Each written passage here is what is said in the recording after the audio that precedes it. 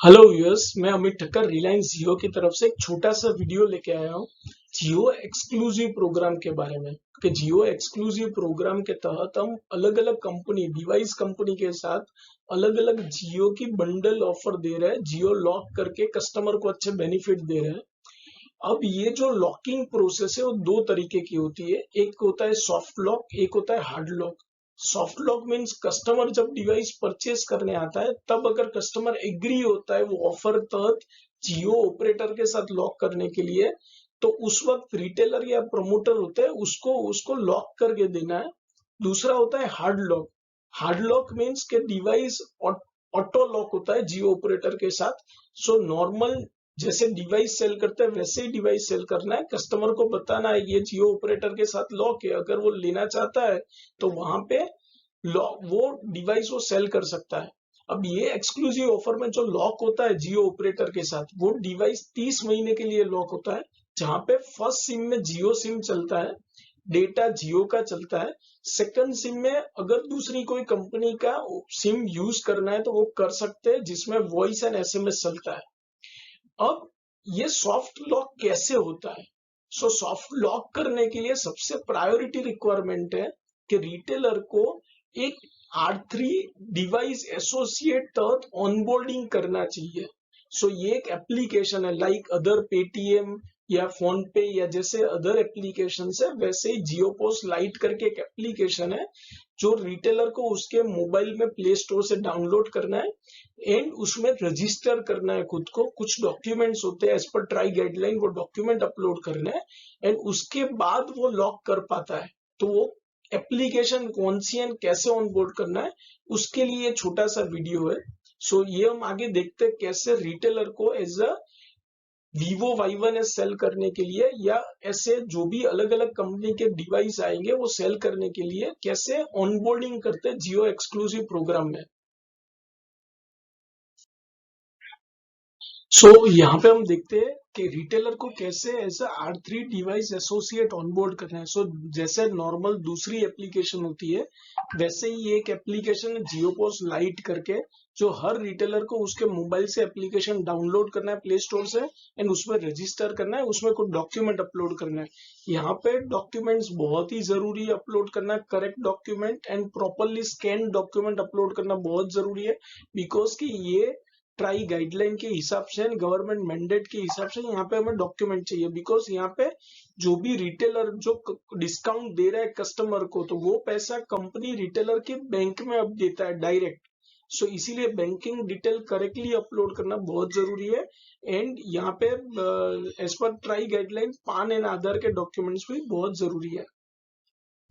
कौन कौन से डॉक्यूमेंट चाहिए? तो एज अगर रिटेलर को एज ए इंडिविजुअल ऑनबोर्ड करते हैं तो there are 4 types of document, PAN, Aadhaar, bank detail and cancel cheque चाहिए।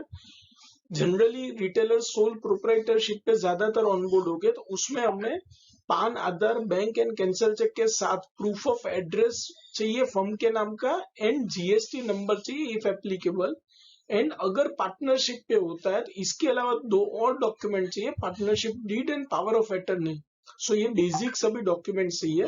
कुछ रिटेलर अगर ऑलरेडी एसोसिएट है, एक्टिवेशन वाले एसोसिएट है, तो उसको जस्ट डिवाइस एसोसिएट में कन्वर्ट करने के लिए उसकी बैंक डिटेल चाहिए।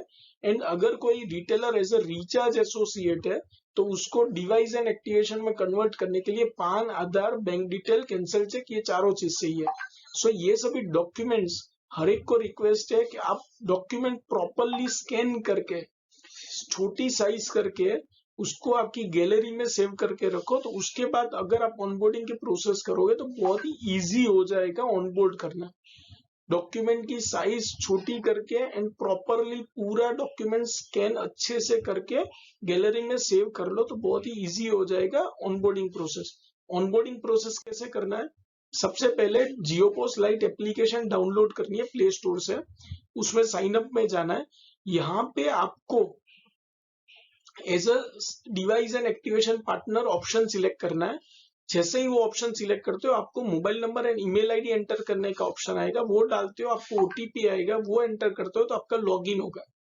अब लॉगिन होने के बाद आपको सबसे पहले एज अ रिटेलर आपका नाम एंड ओनरशिप टाइप सिलेक्ट करना है। अगर ये रिटेलर है वो क्या प्रोप्राइटर है, वो क्या पार्टनरशिप है या इंडिविजुअल ओनर है। उसके बाद आपको पान कार्ड नंबर एंटर करने का ऑप्शन आएगा एंड पान कार्ड का डॉक्यूमेंट अपलोड करने का ऑप्शन आएगा। सो अच्छे से स्कैन किया हुआ छोटी साइज वाला पान कार्ड का डॉक्यूमेंट आपको अपलोड करना है। उसके बाद बैंक डिटेल एंटर करने का ऑप्शन आएगा एंड कैंसिल चेक अपलोड करने का ऑप्शन आएगा।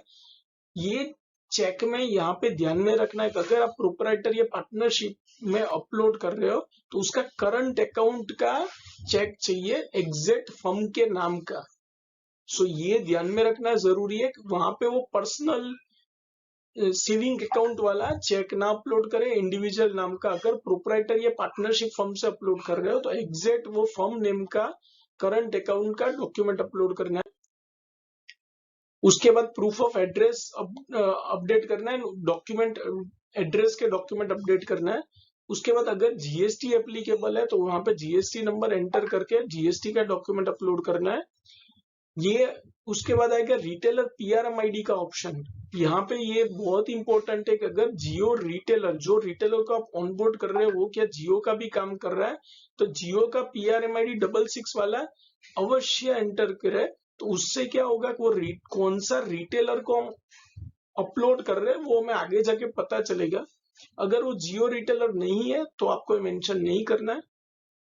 फिर इंपॉर्टेंट आएगा आपका एड्रेस। सो लोकेशन आपका एप्लीकेशन को अलाउ करना पड़ेगा एक्सेस लोकेशन के लिए। और उसके बाद एग्जैक्ट वो पिन पे करेक्ट एड्रेस पे जाके लोकेशन पे जाके आपको लोकेशन सिलेक्ट करना है।